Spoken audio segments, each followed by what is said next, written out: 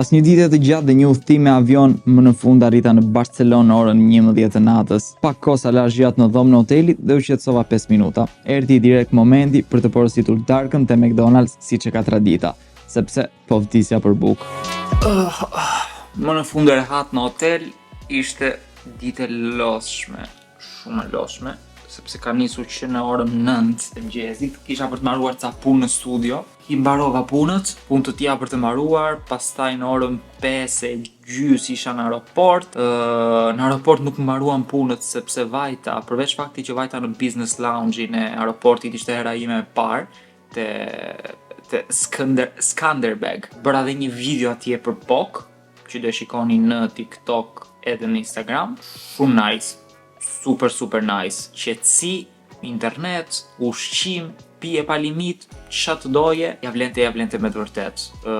Me kartën Visa Infinite të POK në fakt e kam falas hyrjen, kam 6 hyrje në vit falas në lounge të ndryshme të aeroporteve të ndryshme. Nëse nuk ke një kartë të tillë që të lejon hyrjen falas, është 30 euro personi që nuk gabojmë. Po ja vlen po gjatë për të themi. Pastaj në orën 7:30 u nis avioni për Barcelonë, mbritëm këtu 10 çerek ore para, sepse kemi arritur në orën ishte për të arritur në orën 10:20, kemi arritur në orën 10:05, 10:10 diçka e tillë. Zbrita, kontrolli i pasaportave, super i shpejt në fakt, kontrolli i pasaportave. Sapo dola jashtë e holli, po mpriste taksisti me emrin Elvi Nuhu te telefoni. Nuk më kishte ndodhur në një gjë e tillë, po kishte taksistin pikërisht që më priste, sepse duke bërë prenotimin e këtij hoteli këtu, duke qenë se kushtonte goxha booking të jep mundësinë të kesh një taksi falas, meqense ke bërë një shpenzim të madh për në hotel, kështu që mora taksin, erdha, prisja një makinë të vogël, në fakt erdhi me një V-Class, me një Mercedes-Benz, erdha në hotel, bëra check-inin sepse check-ini i hotelit mbyllej në orën 11, unë erdha në hotel në orën 11:05, nëse nuk do arrija ka self check-in automatik hoteli, po më mirë që e bëra që tani regjistrimin e gjitha. Hipa lart në dhomë, hapa gjatë që më duheshin dhe hapa direkt Uber Eatsin për të porositur sepse po vdisja për bukë, mora McDonald's. Menun e parë që gjeta nuk më interesonte fare se ç'a do haja, vetëm të haja. Ora është 12:05, nesër fillon Mobile World Congress, fillon eventi që në 8 të mëngjesit, nuk mendoj se do iki që në 8, me shumë mundësi në orën 8-9 do zgjohem, do shkoj në event të rreth orës 10 e pak kështu, të shikoj pak se ç'a do prezantohet. Dëgjova fjalë të mira për Honor, dëgjova fjalë të mira për Xiaomi, që do ketë edhe makinën e saj aty SU7 Ultra, dhe disa brende të tjera, me disa kam folur, mund të filloj një bashkëpunim, nuk i dihet, po që do jenë ditë të lodhshme, sepse jo vetëm pushime, jo vetëm punë, por pak nga të dyja, edhe punë, edhe pushime. Tani do iki të fle dhe shihemi nesër në mëngjes.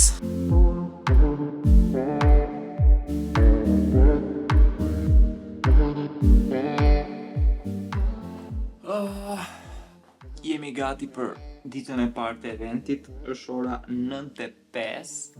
Dhe të zgjesha në orën 8, që kisha vënë zilën, u zgjova në 8:40, 8:30. Tani do ikim për në event. Kam për të marrë dhe një pakot Amazonit, në fakt që e kam lënë në një nga lokerat këtu afër të hotelit të Amazonit, por besoj se do e marr pastaj, se kam dhe një blerje tjetër për të bërë për një mikrofon të ri. Dhe tani ngelet vetëm të fusim kamerën në çantë, që çanta është këtu. Është super gati, ikim në event edhe shohim se ç'a do prezantojnë gjithë këto brendet. Do shikoni pak pjesë nga eventi këtu në YouTube, video totale se ç'a prezantojnë brendet, se ç'a do bëhet në event, do shikoni të shpërndara në TikTok dhe në Instagram. Këtu më së shumti do jetë vlogu i këtyre 4 ditëve, 5 ditëve në Barcelonë. Ikim në event.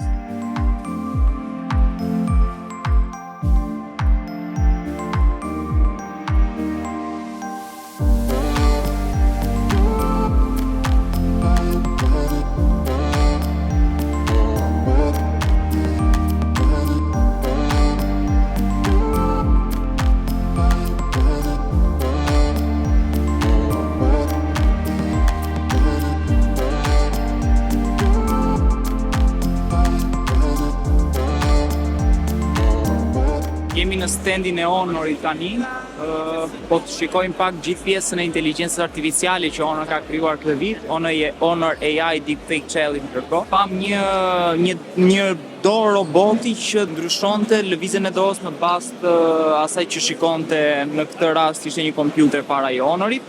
Kemi telefona të rinj, kufje dhe gjatë të tjera. Këtu kemi dhe Honor Magic F3. Jemi tani te stendi Samsung, ku kanë nxjerrë komplet produkte të reja që kanë nxjerrë këtë vit në ekspozim le të themi, komplet pjesa e orave të reja, komplet laptopët e ri.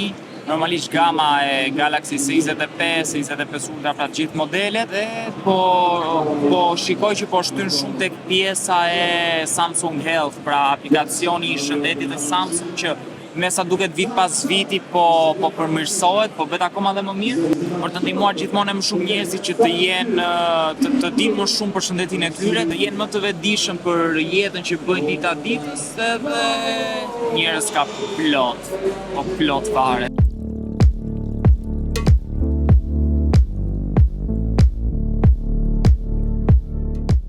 Sa shumë njerëz ka.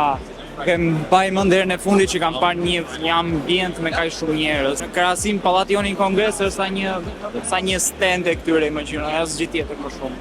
Është full me njerëz. Wow. Kam bërë vetëm padiljonin e tretë deri tani. Vetëm të tretin kam akoma për të bërë besoj të parin dhe të dytin që janë me produkte që më interesojnë mua. Se dy të tjeret janë pastaj më shumë për telekomunikacionin që kurse më duhet ai shumë them drejtën.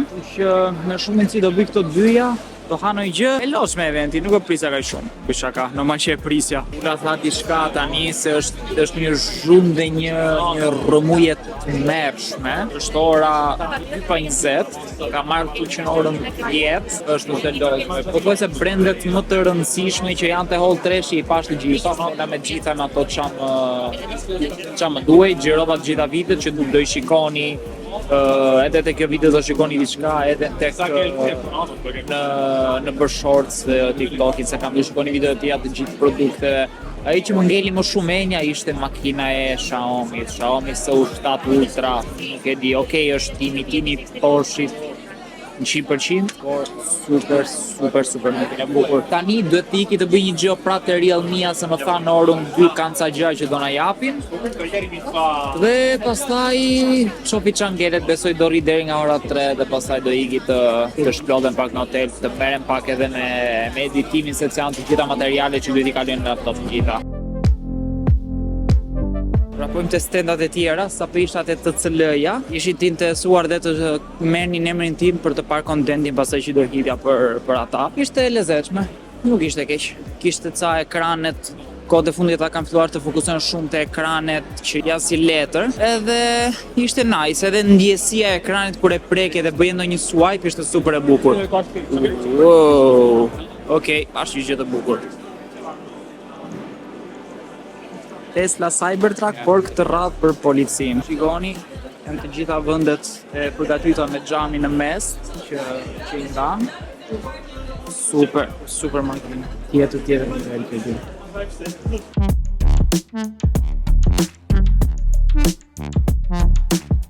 Kjo është gjendja 5 orë më vonë në event. Më shumë se 5 orë, në fakt 5 orë e gjys. Kam parë pjesë më të madhe të standeve, po janë ai shumë sa me të vërtet nuk mbarojnë. Kam bërë gjithë video për çdo lloj brendi, nuk e di se sa video do dalin në maksimum në TikTok, po do jenë me vërtet goxha. Kështu se dalin mirë fakte. Sa dola nga kongresi i madh, nga Mobile World Congresi. As vetë se di se çfarë do të them, aq shumë jam lodhur. Kam parë pothuajse të gjithë eventin, të paktën brendet dhe standet që më duheshin mua 3 të parat. Kam bërë shumë video sa nuk e di ku do i ndaj. Tani po ulem të pi një kafe me një dy shok që kam pasur më para që tani janë transferuar dhe jetojnë në Barcelonë. Pastaj duhet të iki në një dyqan afër hotelit për të marrë mikrofonin e ri që më duhet i Rodit dhe pas kësaj do iki në hotel, do bëj një gjumë të shpejtë se kam nevojë me patjetër. O zot, ora 19:41, sa po erdha në hotel, kam gjithë ditën jashtë, kam dalë në orën 9:30 nga shtëpia.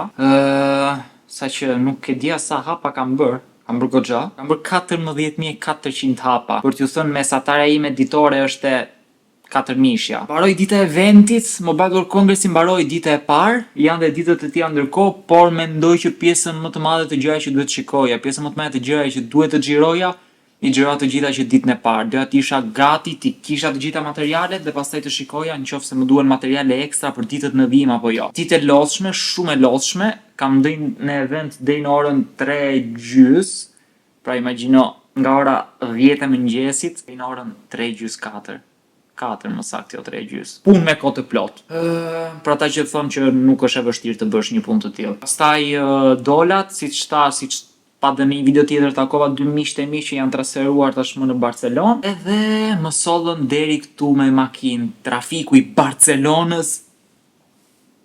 Barcelonës, një skandal i vërtet. Imagjinoni trafikun e Tiranës, por në një qytet të madh sa Barcelona, që për të vajt nga një cep i qytetit në cepin tjetër, harroje. Erdha në shtëpi, pastaj zbrita, erdha në hotel, pastaj zbrita pak poshtë. Vajta në farmaci, mora një ibuprofen për çik dhimbje koke, këtë andej që ta kem. Mora 2 shishe ujë të mëdha që ti kem në frigorifer, plus mikrofonin e ri që thash që më duhej, Rode VideoMic Go 2 për të rritur pak kualitetin e audio, sidomos edhe në këto vloget që po bëj tani, po edhe në studio, duke qenë se ky ka kualitetin perfekt dhe ky boja që kam ka filluar t'japi çik probleme, sidomos tek pjesa e zërit, ku është zëri ulët, nuk e ka blaj shumë. Pastaj kam një qese plot dhe ca gjëra të tjera që kam në çantë nga eventi, me dhurata të ndryshme, gjëra që na dhanë brendet e ndryshme që ishim aty. Dhe kaq, mendoj se i thash të gjitha,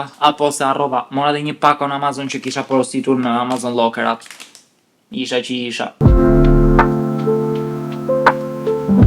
Në ditët në vijim, u fokusova në xhirimin dhe editimin e videove që dolën në TikTok, Instagram dhe YouTube Shorts, që nëse i keni humbur, mund t'i rekuperoni. Dhe normalisht, shfrytëzova dhe kohën për të bërë edhe turizëm në Barcelonë. Shpresoj shumë që kjo video t'ju ketë pëlqyer, lini një like dhe një koment për suport dhe nëse dëshironi, edhe një subscribe. Ne shihemi të dirën tjetër me videon e radhës.